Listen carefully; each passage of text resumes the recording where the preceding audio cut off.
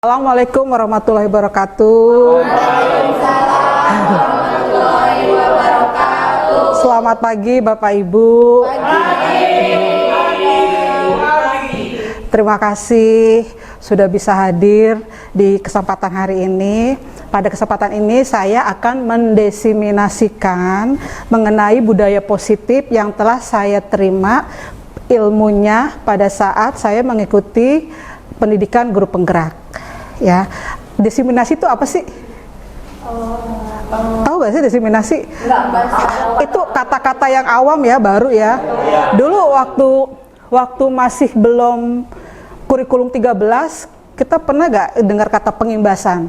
Ya. Yaitu kurang lebihnya tuh seperti itu gitu. Jadi beda, memberitahu beda sama diskriminasi. Beda. Diskriminasi kan negatif ya konotasinya. Kalau ini konotasinya positif gitu. Jadi seperti itu. Jadi sebelum kita memulai, marilah bersama-sama kita berdoa dulu menurut keyakinan kita masing-masing. Berdoa mulai. Berdoa selesai. Baik, saya mau minta tolong Bu Novia untuk operator ya. Jadi dalam budaya positif itu ada 8 komponen ya. Di situ ada perubahan paradigma belajar, ada disiplin positif, terus ada nilai-nilai kebajikan, ada kebutuhan dasar manusia, terus ada motivasi perilaku manusia. Terus yang keenam ada posisi kontrol kita sebagai guru, dan juga keyakinan kelas. Yang terakhir adalah segitiga restitusi. Gitu. Nanti kita bahas ya satu persatu. Jadi agak panjang nih ya, mohon maaf ya, gitu. Yang pertama itu perubahan paradigma belajar, gitu. Di sini ada pertanyaan pemantik, pertanyaan pemantik ya, setuju atau tidak setuju ya? Hukuman dapat mendisiplinkan anak. Setuju. Oke, kita kunci jawabannya di setuju ya. Terus yang kedua, pemberian hukuman dengan hal positif seperti membaca atau membersihkan halaman sekolah dapat meningkatkan disiplin anak. Setuju. Oke, yang ketiga adalah memberi penghargaan dapat meningkatkan motivasi belajar anak. Oke, jadi dari ketiga pertanyaan ini setuju semua ya. Oke, next. Nih, yang pertama tadi kan adalah paradigma perubahan paradigma belajar. Pada pembelajaran paradigma baru itu, kerangka pengembangan pembelajaran bukan model yang linear ya, namun merupakan siklus yang berkesinambungan. Tadi kan seperti kita ada 8 siklus tadi itu ya. Pembelajaran paradigma baru itu mencakup pemetaan standar kompetensi. Standar kompetensi itu kita tahu ada 8 standar kompetensi. Terus merdeka belajar, kurikulum sekarang ini merdeka belajar ya, dimensinya ada 6 dimensi ya kan, profil pelajar Pancasila, dan juga asesmen kompetensi minimal. Ya, AKM. Ya, sehingga menjamin ruang yang lebih leluasa bagi pendidik untuk merumuskan rancangan pembelajaran dan asesmen sesuai dengan karakteristik dan kebutuhan peserta didik. Di mana saat ini kalau kita mengacu pada kurikulum merdeka adalah pendidikan itu yang berpusat pada murid kan, gitu. Sebetulnya kalau saya sendiri sebagai guru BK itu sudah dari dulu itu kita sudah menerapkan itu gitu. Karena kita sendiri di pelajaran bimbingan konseling itu tidak ada silabusnya, gitu. Kalau Bapak Ibu sendiri kan ada silabus ya. Jadi kita Bapak Ibu mata pelajaran itu ketika belajar itu sudah ada acuannya gitu. Kalau kita bagi guru bimbingan konseling itu nggak ada. Jadi kita tuh harus merancang dulu dari awal. Maka kita sebelum kita memulai suatu kegiatan pembelajaran, biasanya kita di awal tahun kita melakukan asesmen gitu. Jadi kita asesmen itu sudah kita lakukan dari jauh-jauh hari, tapi di kurikulum merdeka ini mungkin situ sudah diperkenalkan, sekarang mulai diperkenalkan kepada Bapak Ibu mata pelajaran, guru kelas ya, seperti itu. Jadi kalau guru bimbingan konseling sebetulnya udah pernah melakukan itu gitu, sudah biasa melakukan itu. Jadi asesmen awal Terus setelah kita melakukan asesmen awal, kita ada pemetaan, baru itu kita rancang pembelajaran bagi siswa-siswi kita, itu jadi pembelajaran yang berpihak pada murid gitu. Apalagi sekarang ada pembelajar berdiferensial, sama seperti itu kan. Next. Nih ya, tadi kan ketiga komponen tersebut ya saling mempengaruhi keselarasan yang diharapkan dapat mengubah paradigma pembelajaran agar terjadi perbaikan dan pengembangan praktik pembelajaran secara berkelanjutan gitu, prakteknya gitu ya. Jadi dari kurikulumnya, pembelajarannya, juga asesmennya ya seperti itu ya. Lalu nih di kurikulum Merdeka kan profil pelajar Pancasila berperan menjadi penuntun arah dan membantu segala kebijakan dan pembaharuan dalam sistem pendidikan Indonesia, termasuk pembelajaran dan asesmen. Di sini seperti profil pelajar Pancasila ada 3 dimensi: beriman, bertakwa kepada Tuhan Yang Maha Esa dan berharap mulia, ya. Yang kedua mandiri, yang ketiga bernalar kritis, yang keempat kreatif, yang kelima gotong royong, dan keenam adalah berkebinekaan global. Gitu ya. Baik, tadi dalam paradigma perubahan belajar itu ada yang namanya miskonsepsi tentang makna kontrol kita sebagai seorang guru. Yang pertama itu adalah ilusi guru mengontrol murid, ya, dimana kita sebagai seorang guru itu sebenarnya, bukan sebenarnya, kita tuh bisa mengontrol murid gitu. Seharusnya tuh tidak seperti itu gitu, ya. Itu ilusi, hanya ilusi ya. Terus ilusi itu apa? Bayang-bayang, ya bayang-bayang seperti itu. Jadi kita tuh sebetulnya sebagai seorang guru tidak bisa mengontrol murid gitu ya. Terus yang kedua, ilusi bahwa kritik dan membuat orang merasa bersalah dapat menguatkan karakter. Jadi kadang anak tuh yang anak salah, anak melanggar itu kadang kita kritik gitu ya. Itu sebetulnya terus dengan kita melakukan kritikan itu harapan kita bakal anak itu akan berubah gitu kan. Sebetulnya itu tidak gitu. Jadi seperti itu. Terus yang ketiga adalah ilusi bahwa semua penguatan positif, efektif dan bermanfaat ya. Itu juga tidak juga sebetulnya ya, itu hanya ilusi. Nanti ke depan kita akan belajar juga tentang kontrol guru ya. Terus yang kelima adalah ilusi bahwa orang dewasa memiliki hak untuk memaksa anak didik kita, anak kita di rumah. Itu sebetulnya itu tidak seperti itu. Kalau kita kaitkan dengan yang sekarang ini ya, paradigma yang sekarang ini tentang tadi tuh yang standar kompetensi sesuai undang-undang ya. Terus profil pelajar Pancasila juga AKM. Next. Ini dia ya, perubahan paradigma stimulus itu dari yang lalu menjadi yang sekarang itu, kita contohnya stimulus responnya itu kita mencoba mengubah orang agar berpandangan sama dengan kita ya. Terus teori kontrolnya itu kita berusaha memahami pandangan orang lain tentang dunia gitu ya. Contohnya gimana Bu Ara? Ya. Kalau misalnya di stimulus respon itu berarti kan kita tuh berharap orang tuh punya pikiran yang sama kayak kita. Iya. Nah, tapi waktu di teori kontrol, nah kita justru yang berusaha punya banyak pandangan tentang ya.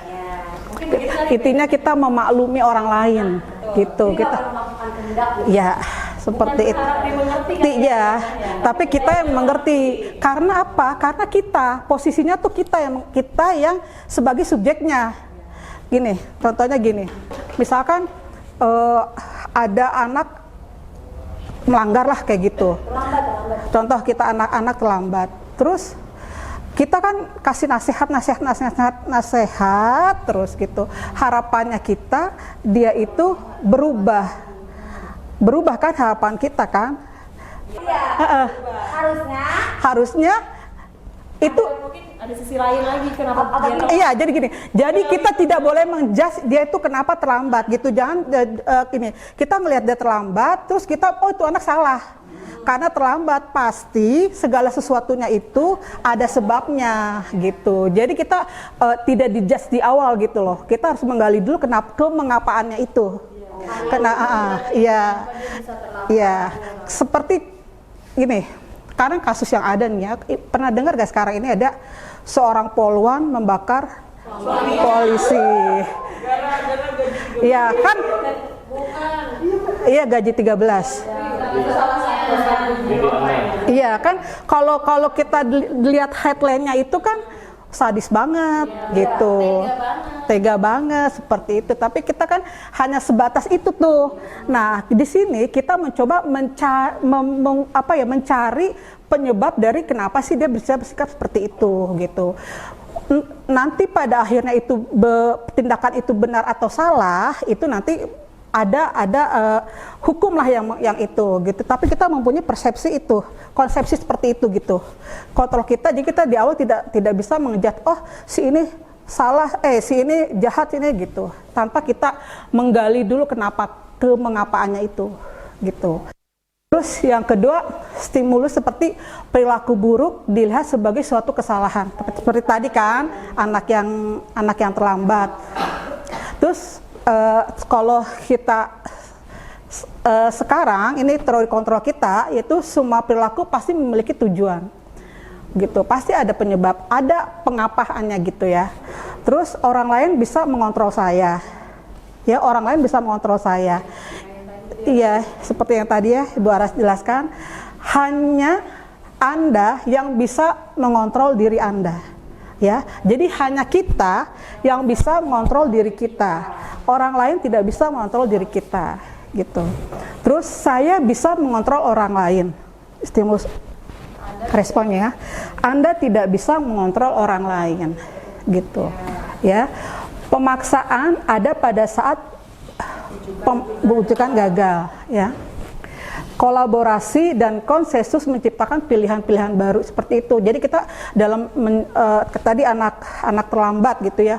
Kita memberikan suatu alternatif solusi, ya. Jadi solusinya itu bukan dari kita. Ya, jadi kita, oh kalau kamu telat, kenapa? Misalkan bangunnya kesiangan, gitu. Kita kasih alternatif, bisa nggak pasang alarm? Ada alternatif lainnya gitu. Jadi kalau kita sudah memberikan alternatif itu, biarkan si siswa itu sendiri yang memilih gitu. Jadi bukan dari kitanya. Ya. Menentukan bersama. Iya, kita hanya mengarahkan aja gitu. Jadi semua itu dari si siswanya sendiri gitu ya. Terus stimulus respon yang terakhir adalah model berpikir menang atau kalah. Tapi kalau di teori kontrol menang dan menang gitu. Kita harus punya pemikiran seperti itu ya. Terus next yang kedua, ini baru kedua ya, tangga kedua, disiplin positif. Disiplin ini membuat orang menggali potensinya menuju sebuah tujuan apa yang dia hargai gitu ya. Terus namun dalam budaya kita, makna kata disiplin telah berubah menjadi sesuatu yang dilakukan seseorang pada orang lain untuk mendapatkan kepatuhan, gitu, ya. Iya, jadi kayak gitu. Next. Terus jadi makna dari disiplin positif yang dikemukakan oleh Ki Hajar Dewantara maupun Dayan Gosen ini adalah pakar pendidikan ya, mereka ini ya. Di mana kedua pakar pendidikan mengartikan disiplin sebagai bentuk kontrol diri, disiplin kita ya, bentuk kontrol diri yaitu belajar untuk kontrol diri agar dapat mencapai suatu tujuan yang mulia. Disiplin gitu. Jadi kita sudah mengontrol diri kita sendiri untuk melakukan sesuatu hal yang tujuannya mulia, gitu. Jadi tanpa ada paksaan gitu. Ya, next. Terus tujuan mulia di sini mengacu pada nilai-nilai atau prinsip-prinsip yang dianut seseorang. Kita namakan nilai-nilai itu sebagai nilai-nilai kebajikan yang universal. Oh, ngawang ya? Ngawang. Oke. Nah, nilai-nilai kebajikan itu apa? Ya. Jadi Itu setiap perilaku atau perbuatan memiliki suatu tujuan tadi ya. Kita kan pasti segala sesuatunya kita bertujuan kan. Kayak kita minum pasti kita punya tujuan. Karena haus ya. Nih saya mau pakai kacamata pasti punya tujuan karena saya tidak bisa remang-remang ngelihatnya gitu, pasti bertujuan gitu. Seperti itu ya. Terus dengan mengkaitkan nilai kebajikannya belum kebayang ya.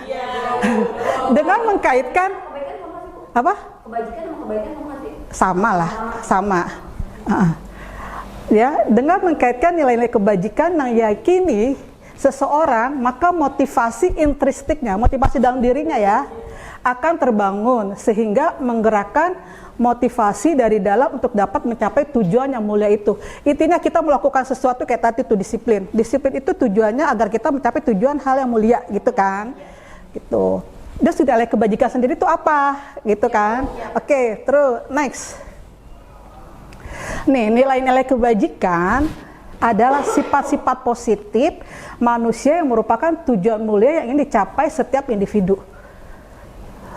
Intinya seperti itu. Terus nilai-nilai tersebut bersifat universal. Ya, universal itu jadi apa ya? Menyeluruh, global. Dan bisa itu lintas bahasa, suku bangsa, agama maupun latar belakang. Oke. Nah, nih contohnya ya. Nilai-nilai kebajikan jadi nilai-nilai kebajikan itu nilai-nilai yang disepakati bersama lepas dari suku bangsa, agama, bahasa maupun latar belakangnya ya. Contoh nilai kebajikan menurut profil pelajar Pancasila nih ya, yang ada 6 dimensi ya. Terus kalau menurut IBO Primary Years Program itu nilai kebajikannya itu seperti toleransi, itu jadi hal-hal yang baik gitu loh. Toleransi, rasa hormat, integritas, mandiri, menghargai, antusias, empati, keingintahuan, kreativitas, kerjasama, percaya diri, dan komitmen. Jadi hal-hal yang baik gitu loh. Yang kalau kita bicarakan dengan orang lain, oh iya, toleransi itu adalah nilai yang baik.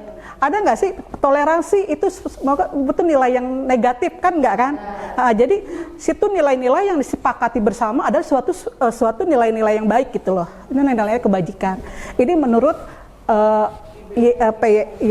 Terus menurut 9 pilar karakter Indonesia Heritage Foundation, nilai kebajikan itu cinta Tuhan dan segenap ciptaannya, kemandiriannya, tanggung jawab, kejujuran, amanah. Gitu ya, amanah. Terus diplomatis, hormat dan santun, dermawan, terus suka menolong dan gotong royong, percaya diri, kreatif, dan pekerja keras, kepemimpinan, keadilan, baik, rendah hati, toleransi. Ini semuanya kan nilai-nilai positif ya, gitu. Jadi yang orang, oh itu adalah nilai kebajikan lah gitu, yang universal, gitu seperti itu. Ya, kosakata baru ya Bapak Ibu ya, ya. Percaya diri dan komitmen serta rajin menabung. Iya, menabung juga mungkin. Iya. Next, ada lagi nih nilai-nilai kebajikan universal menurut ini ya, keterampilan petunjuk seumur hidup dan keterampilan hidup atau lifelong guidance and life skill. Ya, keterampilan hidupnya ya, seperti dapat dipercaya, lurus hati, pendengar yang aktif, tidak merendahkan orang lain, memberikan yang terbaik dari diri sendiri gitu ya. Terus kalau petunjuk seumur hidup dan keterampilan hidup itu seperti peduli, penalaran, bekerja sama, keberanian, keingintahuan, usaha, keluasan, fleksibilitas, berorganisasi, kesabaran, keteguhan hati. Seperti itu ya. Ini petunjuk hidup, ini keterampilan hidup. Terus kalau menurut the 7 Asian apa sih? Virtual ya, virtus. Kayak empati, suara hati, kontrol diri, rasa hormat, kebaikan, toleransi, keadaan, seperti itu. Itunya nilai-nilai kebajikan. gitu, secara universal. Yang sebetulnya kita tahu, tapi kita tidak pernah mengkelompokkan itu sebagai suatu nilai-nilai kebajikan. Kadang-kadang kata-kata ini sering kita ucapkan dalam kita ngobrol sehari-hari juga kan ya, tapi situ adalah bagian dari nilai-nilai kebajikan gitu. Sebetulnya itu nilai kebajikan. Terus ya, nih seperti inilah ya.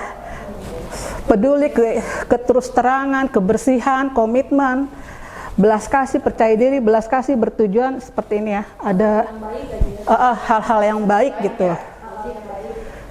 Kedamaian ya. Terus kita kuis sebentar.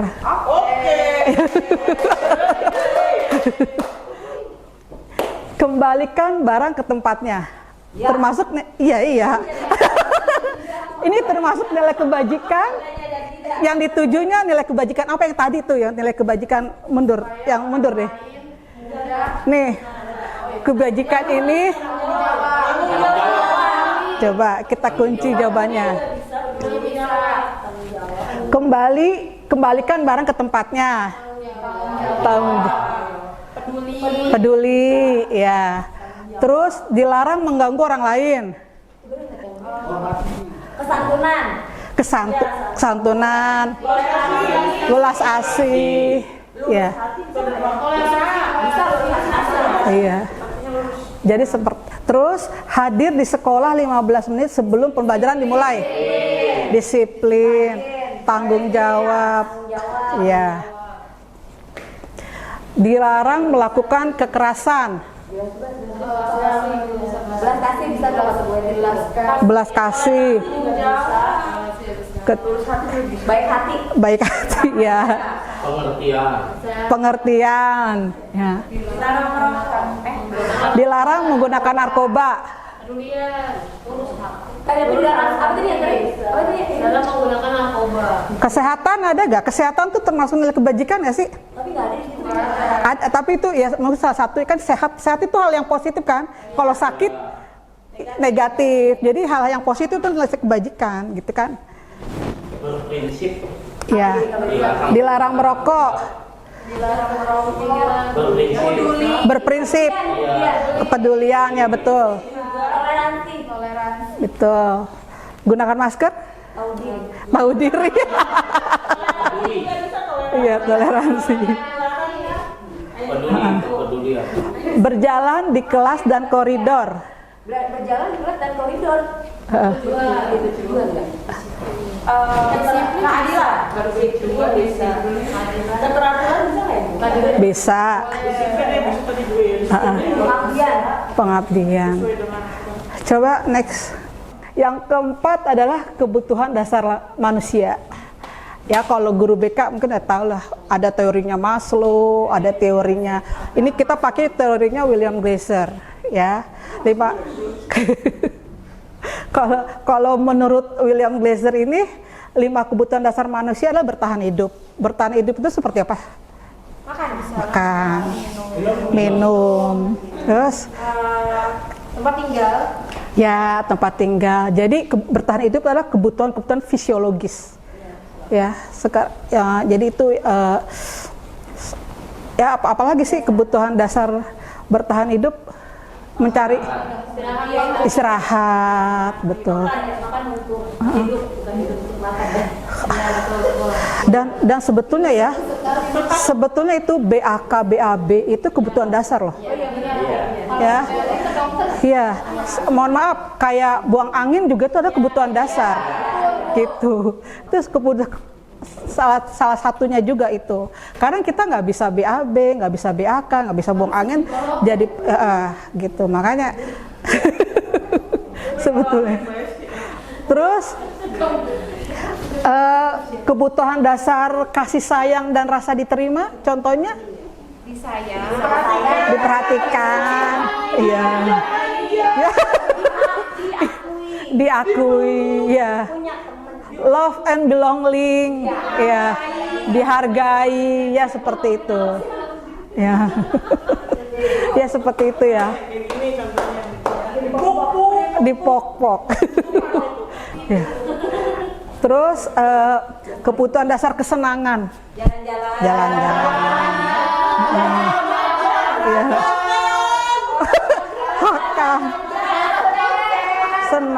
me time, ya, nonton, dengerin musik, bernyanyi ya seperti itu ya. Terus penguasaan, kepada penguasaan, atau kalau di Maslow itu apa?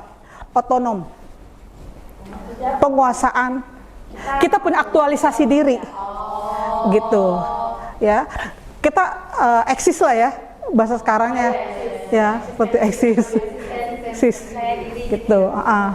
Jadi itu pasti kita punya rasa itu kan, gitu, pengen bahasa anak eksis, diakuin oleh lingkungannya, jadi divalidasi ya seperti itu.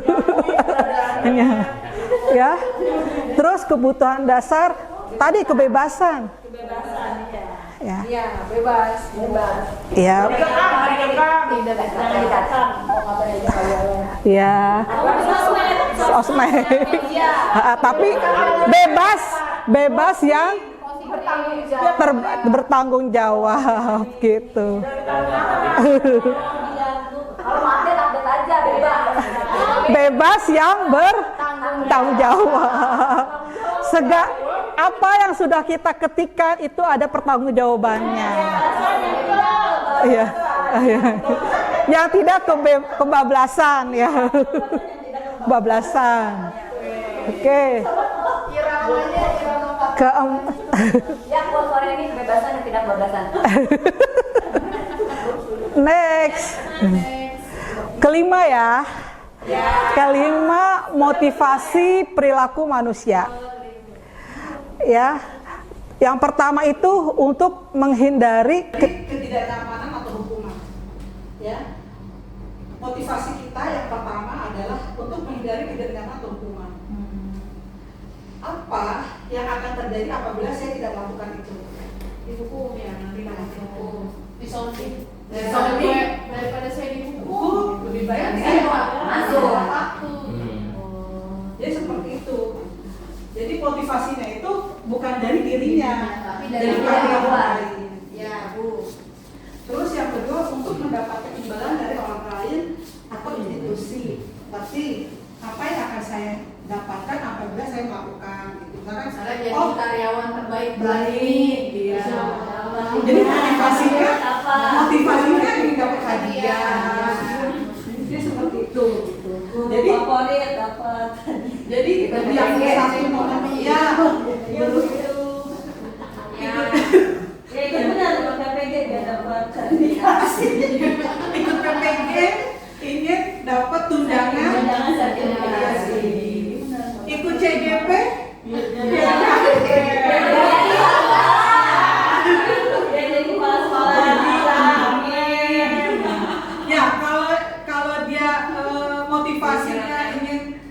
jadi pengawas, jadi kepala sekolah, yaitu masih ke motivasi eksternal. Jadi yang di sini. Terus yang ketiga adalah untuk menghargai diri sendiri, menjadi insan sesuai harapan kita. Ya. Saya akan menjadi orang yang seperti apa bila saya melakukan apa dan terjadi. Bu Ara ikut CGP karena ingin mengembangkan potensi diri, menambah ilmuwan. Jadi seperti itu. Kalau alasan seperti itu, berarti kan motivasi dari motivasi dari dalamnya. Ya, next. Tadi kan ada tuh motivasi eksternal dan motivasi internal. Tadi ada juga yang melakukan sesuatu takut dihukum, ya kan? Terus melakukan sesuatu yang dapat penghargaan, melakukan sesuatu yang kesadaran diri. Nah ini di sini ada perbedaan hukuman, konsekuensi dan restitusi. Bukan retribusi ya Pak? Restitusi. Pengambilan ya, pemungutan. Jadi di sini ya, kalau hukuman itu adalah sebagai identitas yang gagal. Ya, Bu. Terus identitas sukses di sini adalah sanksi atau konsekuensi dan restitusi. kebayang ya, belum kebayang ya. Nanti pelan-pelan. Nih, hukuman contoh ya, sesuatu yang menyakitkan harus terjadi. Contoh hukuman ya. Hukum sakit ya Bu. Iya. Terus kalau konsekuensi itu sesuatu harus terjadi. Restitusi pilihan. Kayak tadi kita alternatif penyelesaian masalahnya itu kita memberikan pilihan-pilihan gitu. Kalau hukuman itu kamu melanggar, kamu saya kasih sanksi gitu. Terus kalau konsekuensinya kamu melanggar ya konsekuensinya kamu apa? Tidak bukan pelajaran gitu. Terus yang selanjutnya tidak nyaman untuk murid atau anak untuk jangka waktu yang panjang. Hukuman itu kan bisa membuat anakmu itu tidak nyaman kan? Ya kan? Terus dalam jangka waktu yang lama. Anak dihukum itu ya kayak trauma. Mungkin juga Bapak Ibu punya pengalaman itu ya. Ya kan? Anak didik kita juga kan ada yang seperti itu kan karena gurunya akhirnya dia nggak mau ke sekolah segala macam kayak gitu. Terus kalau di sini tidak nyaman untuk murid anak dalam jangka waktu yang pendek kalau restitusi itu ya bedanya. Terus kalau konsekuensi kalau restitusi menguatkan anak dalam jangka waktu yang panjang ya karena itu pilihannya dia apa solusinya itu atau pilihannya dia ya. Banyaklah contoh-contohnya di sini ya. Ya. Next, ini ya contoh-contohnya ya. Tiba-tiba tidak diharapkan atau sangat dilukai perasaannya kalau dihukum. Ya, sudah diketahui dan masuk akali seperti itulah. Next, dihukum oleh penghargaan. Tadi pertanyaan pemantik di awal ada kan? Apakah ini hukuman? Setuju. Coba yang pertama. Pertanyaan yang pertama tadi nih, hukuman dapat membebaskan anak setuju, pemberian hukuman setuju. Sekarang kita bahas tentang hukuman itu ya. Nah kita nih dihukum oleh penghargaan ya, bahwa penghargaan berlaku sama dengan hukuman. Ya, penghargaan dan hukuman itu berlaku sama. Ya, dalam arti meminta atau membujuk seseorang melakukan sesuatu untuk memenuhi suatu tujuan tertentu dari orang yang meminta atau membujuk, dorongan eksternalnya dan ada faktor ketergantungan. Ya. Beberapa dampak dari pemberian penghargaan. Next. Nih. Pengaruh jangka pendek dan jangka panjang ya dihukum oleh penghargaan ya. Kalau penghargaan pengaruh jangka pendek dan jangka panjang, penghargaan ini efektif jika kita menginginkan seseorang melakukan sesuatu yang kita inginkan dalam jangka waktu yang pendek ya. Hukuman ini ya, jika kita menggunakan penghargaan lagi dan lagi, maka orang tersebut akan bergantung pada penghargaan yang diberikan serta kehilangan motivasi dari dalam diri. Ya.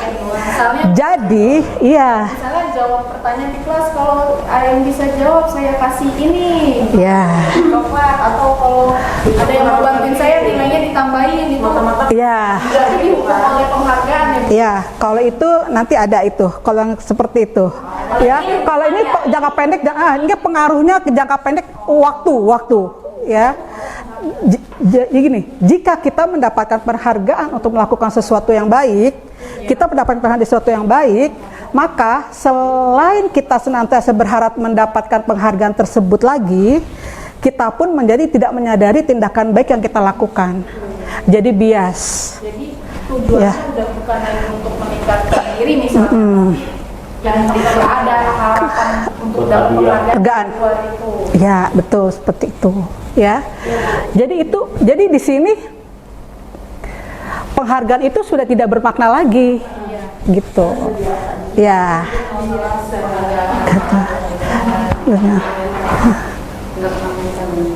Terus dihukum oleh penghargaan itu penghargaan menghukum. Ya, memberikan penghargaan dan hukuman adalah hal yang sama. Ya, karena keduanya mencoba mengendalikan perilaku seseorang. Ya kan? Kita menghukum anak karena kita ingin mengendalikan anak itu. Kita memberikan penghargaan terhadap anak itu, kita juga akan mengendalikan anak itu. Walaupun ya, sama gitu kan, seperti itu. Intinya memberikan penghargaan dan penghukuman terhadap anak atau seseorang itu untuk kita mengendalikan orang tersebut, ya. Terus karena orang pada dasarnya tidak suka dikendalikan, betul gak sih? Iya. Yang tadi itu ya kan, nilai-nilai kebajikan tadi. Dalam jangka waktu yang lama, penghargaan akan terlihat sebagai hukuman. Akhirnya gitu, penghargaan itu akan tidak bermakna, jadi akan seperti sebagai hukuman, ya. Jika suatu penghargaan diharapkan namun tidak mendapatkannya, Anda akan merasa dihukum. Contohnya Pak, dan bisa itu. Contohnya misalnya sama orang, kita kebiasaan nih ranking 1 dikasih sama orang tua pujian apa dan segala macamnya. Suatu saat kita sama sekali nggak dapet ranking. Jadi kita tuh merasa orang tua nanti akan ngomelin kita gitu. Masuk nggak, Bu? Nggak. Bukan. Bukan. Dapat reward kayak di kelas ya. Iya. Misalnya kita ngasih sesuatu ke anak, coklat. Tapi ketika dia nggak bisa, wah saya nggak bisa dapetin itu, merasa di dalam dirinya dia tuh, aduh saya nih gagal. Iya. Biasanya dia mendapat pujian dari wali kelasnya, dari gurunya, karena dia tidak melakukan itu, jadi merasa dia gagal lah, seperti itu. Gitu Pak Jun. Jadi penghargaan itu tidak melulu hal yang baik gitu. Jadi penghargaan itu bisa juga menjadi Hukuman. Jadi seperti itu. Iya. Iya, jadi seperti itu ya Pak Jun. Oke. Apa? Ini menarik banget ya, Bu. Penghargaan. Iya. Iya. Iya. Kalau misalkan kita seorang guru, Bu. Wah, ibu ini dapat penghargaan nih. Iya. Nah, penghargaan itu, Bu, ternyata tidak membuat motivasi guru-guru yang lain itu bagaimana, Bu? Apakah berarti penghargaan itu merupakan hukuman buat guru-guru yang lain, makanya tidak termotivasi gitu? Jadi akhirnya gini, balik lagi, kita melakukan sesuatu itu atas apa? Motivasi intrinsiknya atau motivasi ekstrinsiknya. Kalau dia motivasi dalam dirinya, mau itu ada penghargaan, mau itu nggak ada penghargaan, dia akan do the best. Gitu.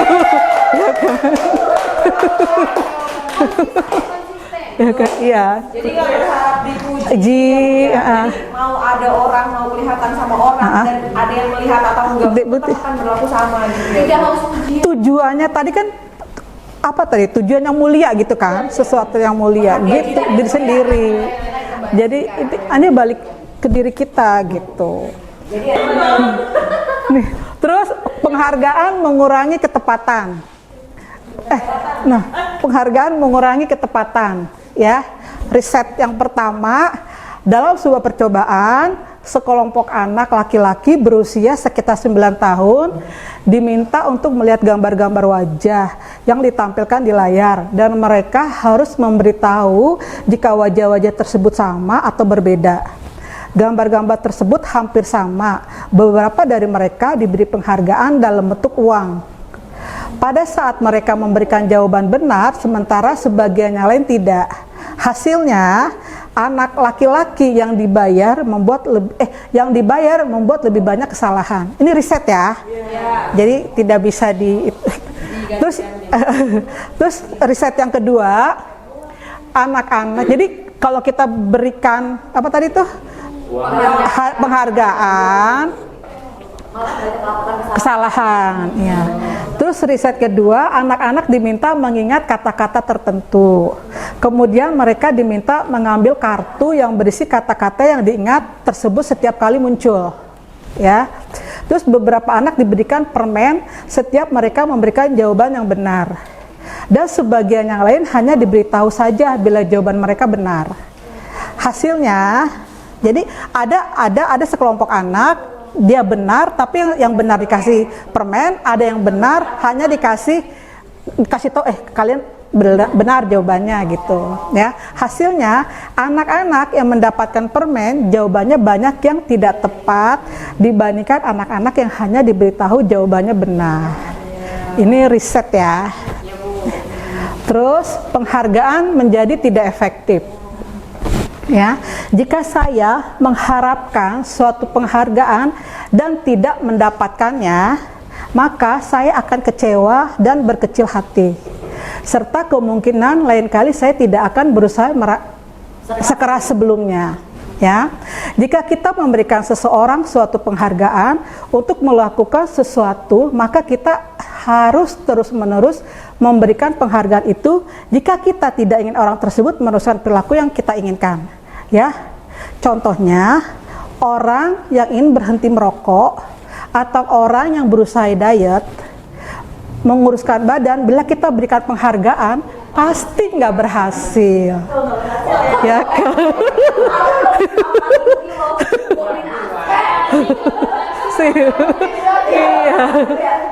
Iya. Iya. Jadi penghargaan itu nggak efektif, ya.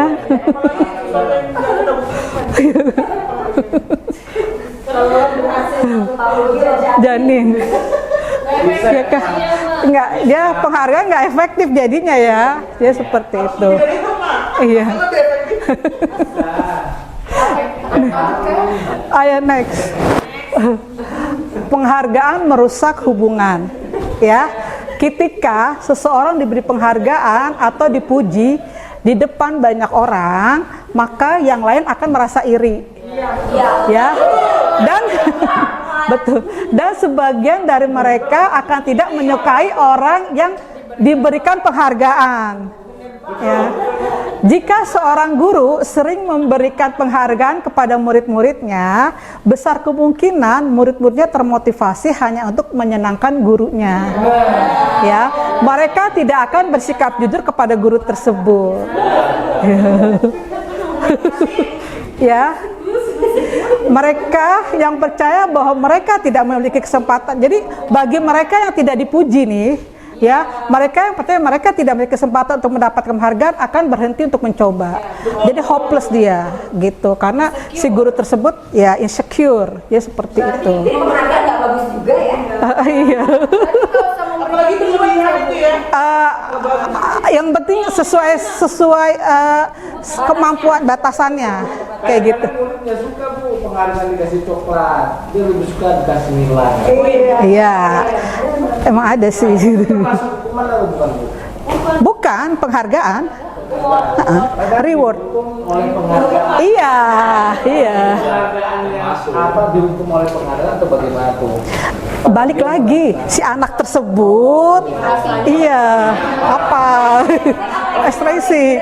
Dapat nilai Bu gitu, motivasi dalam dirinya. Berarti itu motivasi eksternal kan? Ingin mendapatkan nilai, jadi bukan dari dirinya. Yang tadi 3 prinsip yang tadi, ya kan?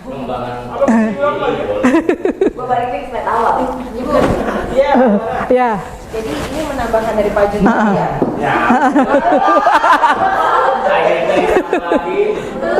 Jadi kan tadi kalau kata Pak Jun, kalau misalkan anak-anak itu kan pengennya dapat nilai up. Jadi kenapa itu bisa jadi yang motivasi ekstrinsik? Karena anak-anak tadi kan berperilakunya itu demi nilai. Iya. Jadi apapun akan dilakukan untuk nilainya Iya. memuaskan, Iya. kan ya Bu. Nah, itu kan banyak hal-hal negatif yang bisa dilakuin sama anak-anak. Ya. Iya. Jangan. Iya, akhirnya kan. Iya. Browsing. Akhirnya gitu ya. Deketin gurunya. Iya, deketin gurunya. Pokoknya intinya kalau itu motivasi eksternal, dia pasti kalau misalkan tidak terpenuhi maksudnya dia akan kecewa. Tapi kalau itu motivasi internal, dia akan misalkan dia gagal, dia akan berusaha bangkit gitu. Seperti itu ya. Oke. Terus penghargaan menurunkan kualitas, banyak nih ya penghargaan yang dihukum oleh penghargaan. Pengamatan dilakukan pada sekelompok mahasiswa yang sedang kerja praktik di sebuah surat kabar universitas. Saat itu mereka sedang belajar menuliskan sebuah artikel tentang sebuah judul berita utama.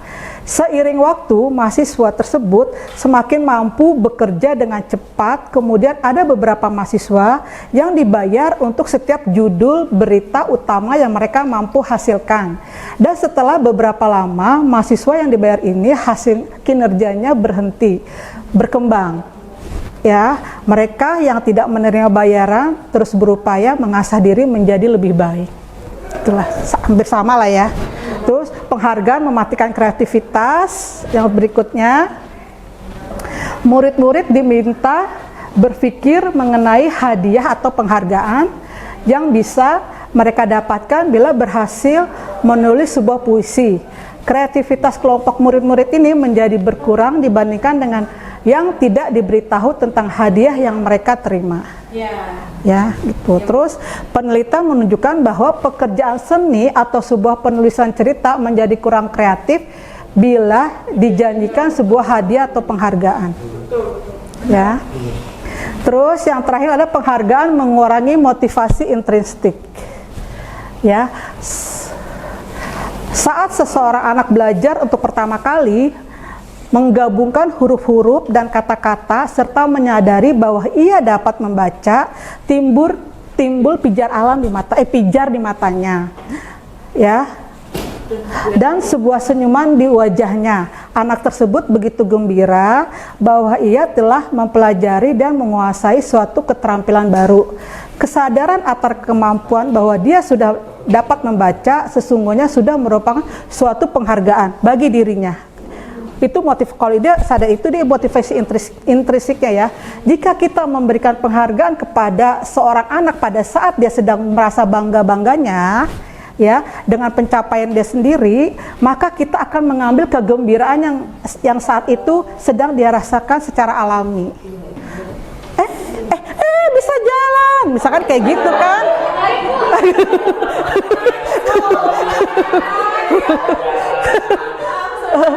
Di kadang ya kan misalkan gitu kita ngelihat anak kecil, tahu dia bisa melakukan sesuatu yang untuk pertama kalinya gitu.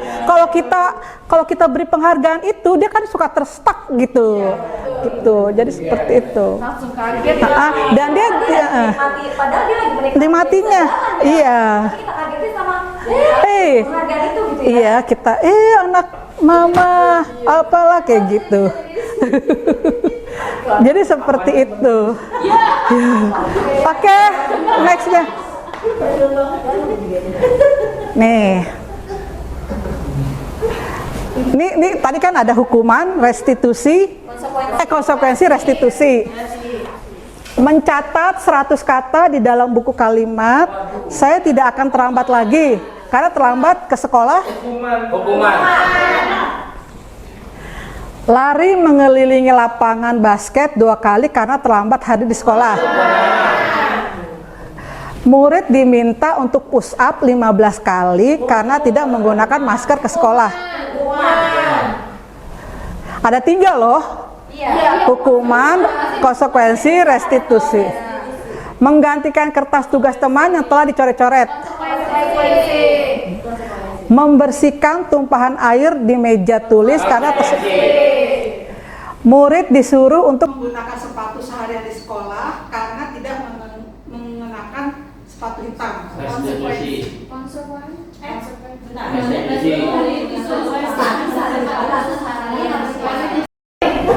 Iya iya karena dia tidak pakai sepatu hitam, sepatu putih kali itu ya. Kan diganti sepatu harian. Restitusi. Suruh menggunakan sepatu seharian di sekolah. Hukuman menggunakan sepatu hitam. Disuruh. Jadi pada sepatu apa? Sepatu dari kesiswaan. Sepatu. Karena ada kata-kata disuruh di situ. Murid disuruh untuk tidak mengenakan sepatu seharian di sekolah ya. Jadi dia nggak ada tidak sepatu. Iya. Itu tuh Iya. Jadi apa?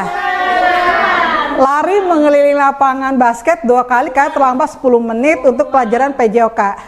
Restitusi. Karena jangkanya pendek. Jangka pendek. konsekuensi karena Oke. Ya, Iya, benar. tuh.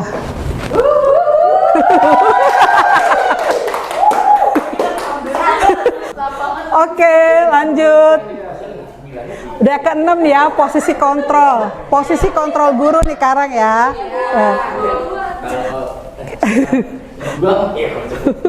Posisi kontrol guru itu ada 5.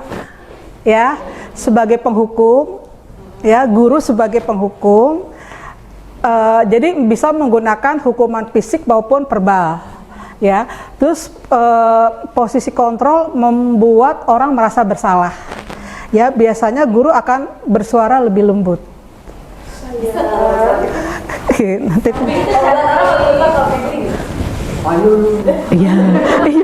iya, ayo lu, iya. Sebagai pembuat orang Rasa bersalah, iya. Tuh kan. Nih gara-gara kamu nih, misalkan dia ngumpulin tugasnya kesorean gitu kan. Nih gara-gara kamu nih ibu jadi pulangnya telat kayak gitu. Kayak gitu. Terus posisi kontrol sebagai teman, ya.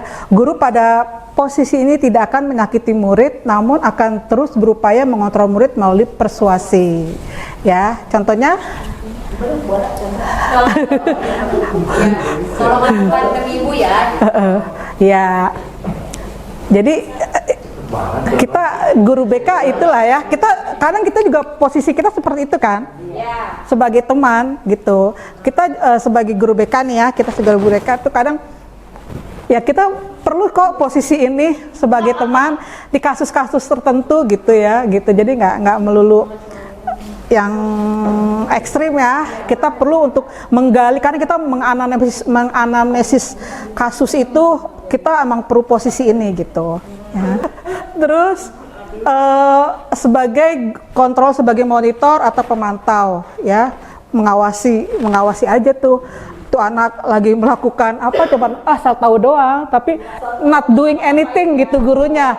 Udah tahu tuh anak telat, udah tahu anak tuh melanggar, udah tahu tuh anak gimana, ya udah asal tahu aja, udah biarin gitu. Posisi kontrol yang kelima adalah manajer. Manajer ya. Nih. Posisi guru sebagai manajer itu responsif, yang menunjukkan tanggung jawab guru dalam posisi ini ya, 5 posisi terakhir ini. Posisi mentor di mana guru berbuat sesuatu bersama dengan murid, mempersilahkan murid mempertanggungjawabkan perilakunya, mendukung murid agar dapat menemukan solusi atas permasalahan sendiri, seperti itu ya. Tidak menggurui, tidak menghakimi, tidak apa ya, yang mendiskriminasi seperti itu. Intinya membuka dan memberikan alternatif solusi ya, bukan memberikan solusi, alternatif solusi.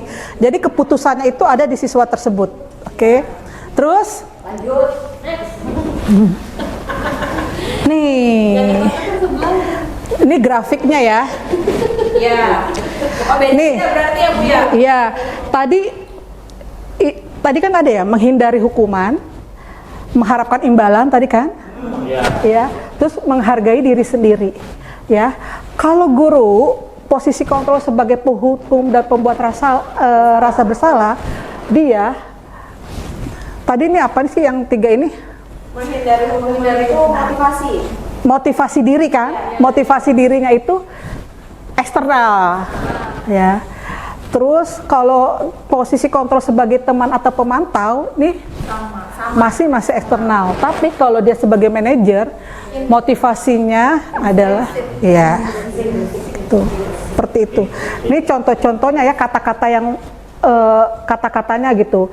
Kayak hukum itu guru menghardik, menunjuk-nunjuk, menyakiti, menyindir. Ya. Terus kalau kamu tidak melakukannya awas ya. Terus memberontak, menyalahkan orang lain, berbohong. Murid meletakkan guru di luar dunia berkualitas. Gue ini kecewa. Biarkan saja, nanti juga marah-marah lagi gitu. Mengulangi kesalahan. Terus kalau pembuat rasa bersalah, tadi itu yang berceramah dan mengangkat tangan, seharusnya ibu kecewa, iya, kamu seharusnya kayak gitu, kamu seharusnya, kamu sudah tahu ibu lelah sekali, mengatakan ibu stres kayak gitu, menjemunyikan, menyangkal atau berbohong, ya. Siapanya? Bisa, iya. Terus murid meletakkan guru, ya, maafkan saya, kayak gitu. Jadi anak itu jadi merasa bersalah deh, ya, merasa rendah diri nih, ya. Terus kalau teman membuat alasan-alasan untuk muridnya, misalkan turun murid salah, tapi kita nutupin, ya, ayolah lakukan demi ibu, gitu. Cinca ya, gitu. Maaf, kamu tidak mau, ingat tidak pernah ibu pernah bantu, gitu. Misalkan bantu, ya gitu. Jadi si murid ini jadi ketergantungan sama murid tersebut, sama guru tersebut, gitu. Ya. Guru melahirkan guru di Jadi guru itu sebagai orang yang penting, gitu. Ya, jadi misalkan guru itu nggak bantu dia akan kecewa, ya, tidak mandiri, tergantung. Terus murid itu berkata, saya pikir bapak ibu teman saya ternyata begitu, misalkan dikecewain, ya. Terus, iya ada nih. Terus kalau sebagai guru, posisi kontrol guru sebagai pemantau, ini motivasinya masih eksternal juga ya, ya. Terus hitung dan mengukur. Ya, hitung-hitungan. Terus apa peraturannya gitu. Kamu itu kayak ini loh, kayak poin-poin gitu loh. Ya, apa sih sistem poin-poin yang poin gitu. Kalau kamu ini denda 50.000, denda apa kayak gitu. Terus kamu kalau kamu terlambat 5 menit. Kayak gitu-gitu. Iya, kayak gitu-gitu. Terus hasilnya dia siswa itu akan menyesuaikan diri bila diawasi. Kalau nggak diawasi ya udah, gitu, ya. Terus kaitannya dengan dunia berkualitas, murid meletakkan guru peraturan dan hukuman di dunia berkualitas, apa tuh? Iya, jadi murid meletakkan guru peraturan dan hukum di dunia berkualitas. Bedanya sama yang teman itu, kalau yang teman itu kan gurunya yang sangat penting. Kalau ini mengagung-agungkan gurunya karena sebagai teman. Kayak ini itu sedikit lah. Karena ada aturannya. Terus murid biasanya akan berkata berapa banyak bintang yang harus saya peroleh. Gitu. Kalau di SD ya, kan suka misalkan dia bagus dikasih bintang. Terus berapa halaman yang harus saya tulis kayak gitu. Hukumannya kan. Terus menitik beratkan pada sanksi atau hadiah untuk dirinya, penghargaan kan. Terus komposisi kontrol sebagai manajer, apa yang kita yakini, apa yang bisa kita kerjakan untuk memperbaiki masalah ini gitu. Ya. Seperti bagaimana caranya saya bisa memperbaiki keadaan, itu kata-kata dari murid. Next. Quiz lagi. Halo. Saya kecewa sekali dengan kamu. Teman. Apa? Coba yang kedua, Nopi, maju. Yang tadi.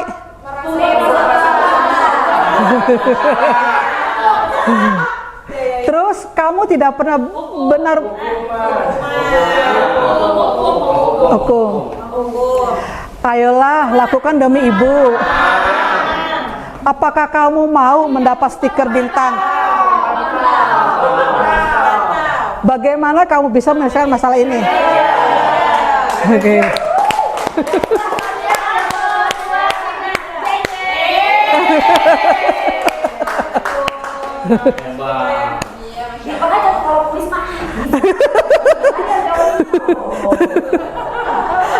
Oke.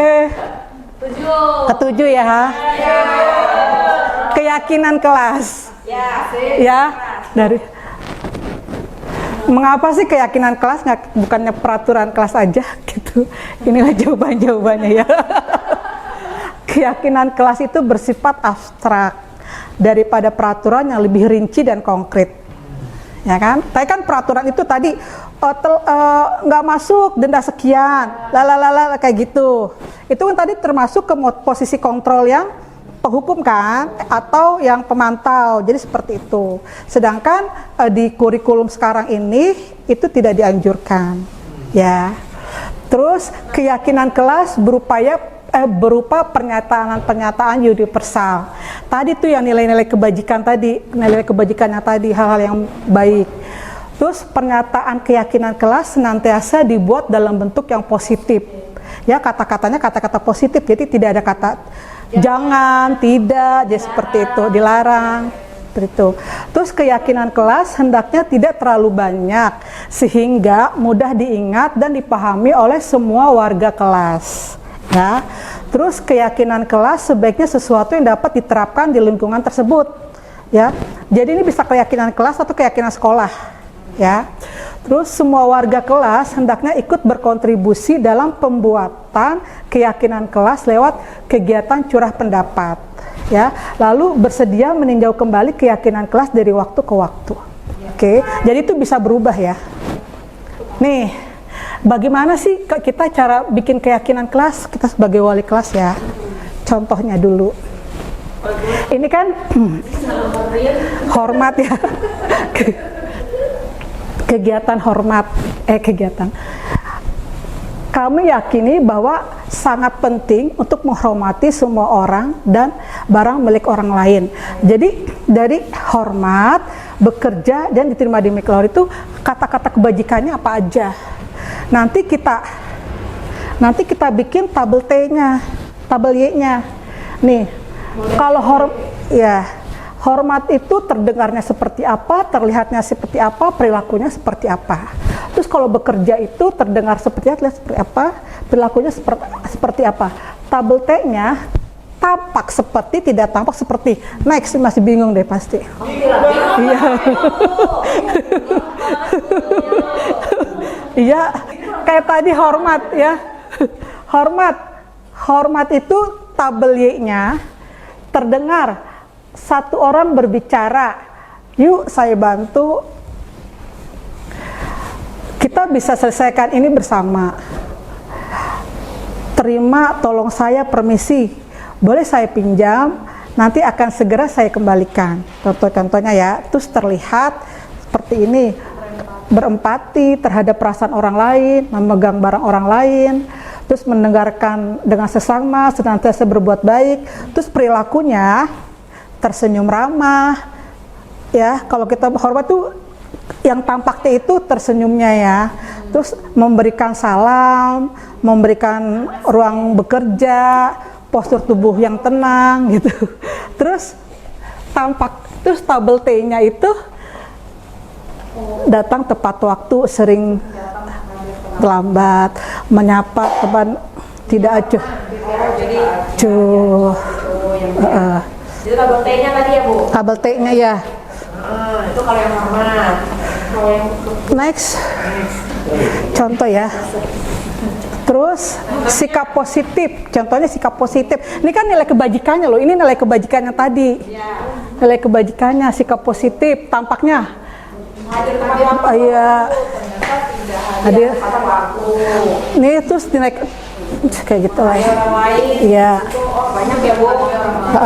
Ini tuh gini, jadi kita tuh dalam membuat keyakinan kelas itu kita berkumpul gitu dengan anak-anak. Oh, nih yang mau kita dirundingin. Berdasarkan keinginan Bersama-sama dengan murid. Kesepakatan kelas, iya. Nih, dari kesepakatan kelas menjadi keyakinan kelas. Kita kini ya seperti itu. Next. Berarti tahun ajaran baru bisa diterapkan ya? Bisa.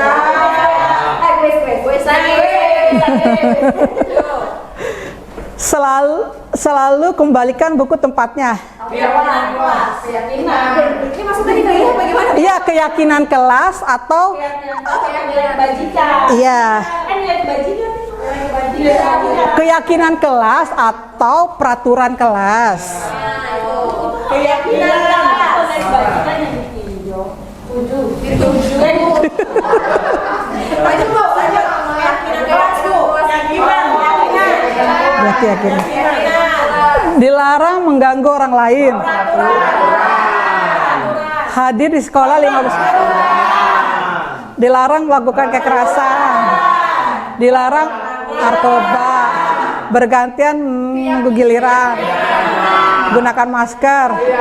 Jangan berada di kelas atau koridor. Gunakan masker. Dadah. Next.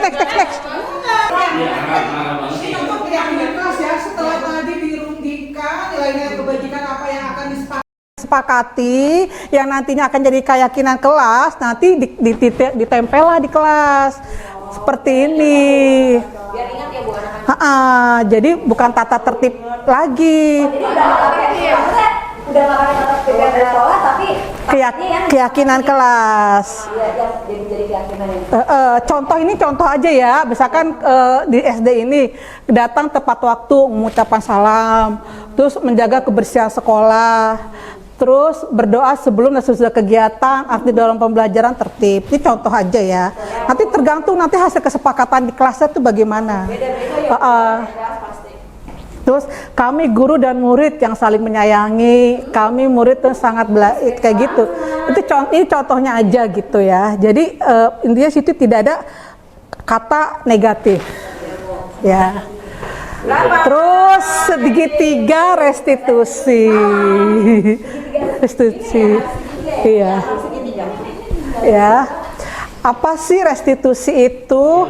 Restitusi menciptakan kondisi bagi murid untuk memperbaiki kesalahannya sehingga karakter mereka lebih kuat ketika kembali pada kelompoknya. Gimana ya? Apa tuh Ibu? Contohnya, dia melakukan kesalahan. Kita jangan menjudge dia sebagai anak yang nakal. Ya, itu baik lagi kita gali dia kenapa agar tumbuh di dalam dirinya tadi tuh balik lagi kebutuhan dasar manusia ya, dengan kita tidak menjudge anak tersebut, kita tumbuhkan apanya nilai-nilai dari dirinya, diterimakah, pemenuhan kasih sayangkah atau apakah seperti itu ya. Dari kebutuhan dasarnya mungkin ada yang belum terpenuhi ya, seperti itu ya. Diane Gossen dalam buku Restitusi Restruction School Disiplin merancang segitiga restitusi ya. Yang pertama adalah menstabilkan identitas, kedua validasi kebutuhan, yang ketiga adalah menyanyikan keyakinan ya. Tapi ini tidak mesti urutannya seperti ini, boleh bolak-balik gitu, tapi ini ya harus ada tiga komponen ini ya, kayak menstabilkan identitas. Setiap orang pasti pernah melakukan kesalahan, contohnya gitu. Kamu bukan satu-satunya yang pernah melakukan ini gitu. Jadi dalam terapinya, dalam konseling, dalam diskusinya. Terus validasi kebutuhan, kamu tentu punya alasan ya mengapa melakukan itu. Terus adakah cara yang lebih efektif untuk mendapatkan apa yang kau butuhkan? Seperti itulah contoh kata-katanya ya. Next. Nih, Menstabilkan identitas. Gurunya tuh bisa berkata berbuat salah itu hal yang manusiawi. Ya, untuk dalam komunikasinya itu ya. Terus tidak ada manusia yang sempurna. Bapak Ibu juga pernah kok berbuat salah. Kita pasti bisa menyelesaikan masalah ini. Contoh-contoh ya, Bapak Ibu tidak tertarik untuk mencari tahu siapa yang benar, siapa yang salah. Bapak Ibu lebih tertarik untuk menyelesaikan masalah gitu. Kalau kau menyalahkan dirimu sendiri terus-menerus, apakah kamu bersikap baik pada dirimu sendiri gitu. Jadi itu penguatan ya, seperti itu. Next. Terus validasi kebutuhan, yaitu membantu murid mengenali basic atau kebutuhan dasar yang ingin dipenuhinya ketika melakukan kesalahan. Ya, pada dasarnya setiap tindakan manusia tujuannya adalah memenuhi kebutuhan dasarnya. Tadi 5 kebutuhan dasar manusia ya. Apakah itu penguasaan, kebebasan, kasih sayang, dan rasa diterima, kesenangan dan bertahan hidup. Contohnya, kata-katanya, kamu bisa aja kan melakukan hal yang lebih buruk, tapi kamu tidak melakukan itu. Kamu pasti punya alasan mengapa melakukan itu. Terus, apa yang penting bagi kamu? Ya, kamu boleh tetap berusaha menjaga sikap itu, tapi tambahkan sikap yang lain, yang baru. Maukah kamu belajar cara lain untuk mendapatkan yang kamu butuhkan tanpa harus memukul? Ya, iya. Apakah kamu bisa melakukan dengan lebih baik besok lagi? Seperti itu. Itu validasi kebutuhan. Terus yang ketiga adalah menanyakan keyakinan, ya. Anak melihat kesalahannya dihubungkan dengan norma sosial dan nilai-nilai yang mendasari manusia berinteraksi dengan orang lain. Ya, biasanya guru itu kan apa nilai yang kita percaya di kelas. Ini itu biasa udah ujung-ujung pada saat sesi-sesi diskusi nih, ya. Nilai-nilai apa yang telah kita sepakati. Kelas yang ideal itu seperti apa sih? Kamu ingin jadi anak seperti apa? Apa yang kamu rasakan ketika kamu melakukan itu? Kamu menjadi orang yang seperti apa? Gitu. Itu contoh-contohnya ya. Mana sih memang dia nggak ada di aku. Itu contohnya seperti inilah ya.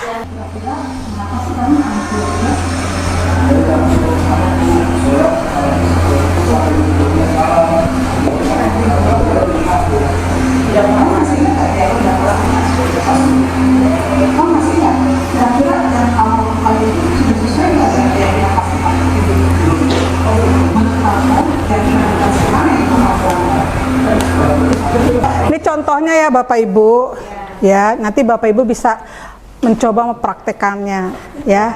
Kita harus mencoba, ya. Kalau kita tidak mencoba, kita tidak tahu hasilnya, ya.